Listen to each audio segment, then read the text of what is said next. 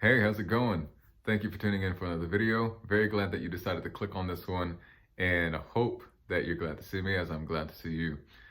So, I wanted to keep this one short, sweet, and to the point as, some of my other videos that I've made regarding topics of an insightful nature.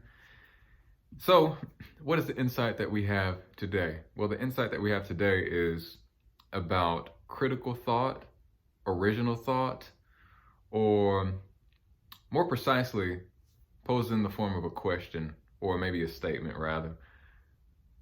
What do you believe and why do you believe it? Knowing what you believe and why you believe it.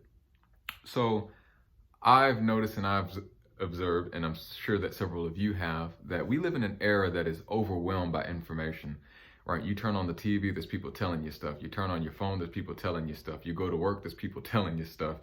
You go home, there's people telling you stuff. And it's just information overload, right? You go to the store and you look at shelves and there's people advertising you stuff. There's everybody's got an agenda. Everybody's got a marketing campaign. Everybody's got something that they want to get across, right? They have a message, something that you are supposed to absorb like a sponge, right?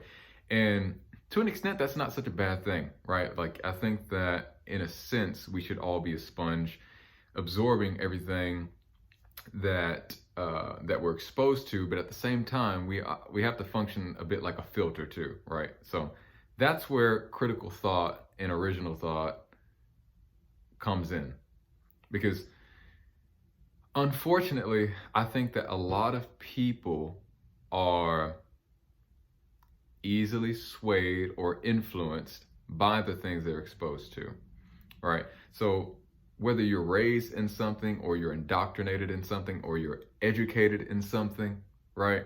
Regardless of the method by which you are exposed to anything, the bottom line is that if you're never taught how to critically evaluate it, to understand it for yourself in a way that only you can articulate and conceptualize,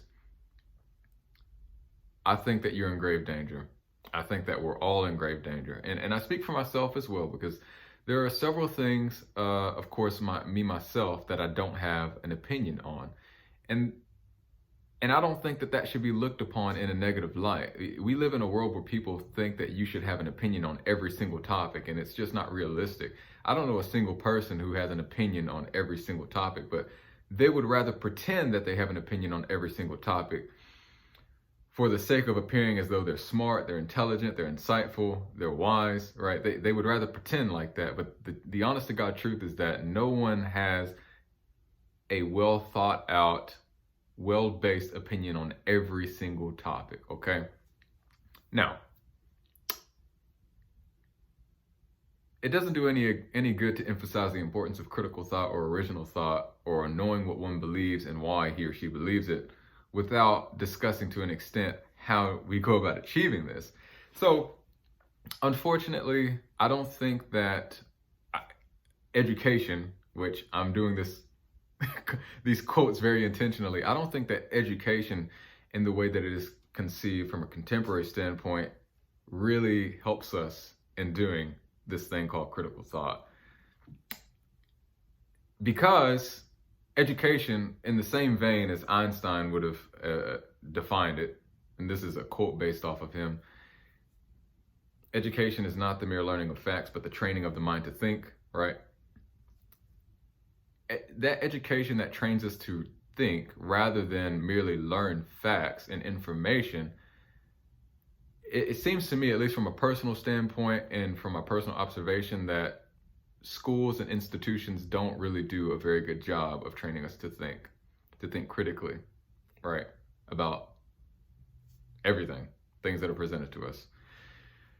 So if we know we can't trust or rely upon our educational institutions or media or whatever, what are we then to do? Well, it's a process, and it's a lifelong process of gathering information and testing it, okay? It's really simple when you think about it. Like, all you have to do is study enough, read books, hear what people have to say, attend those educational institutions, like absorb enough information, and then at some point ponder and reflect on it, and then measure it against history, empirical observation, experimentation, whatever method that you can use, right, to basically gauge its credibility and the veracity of it.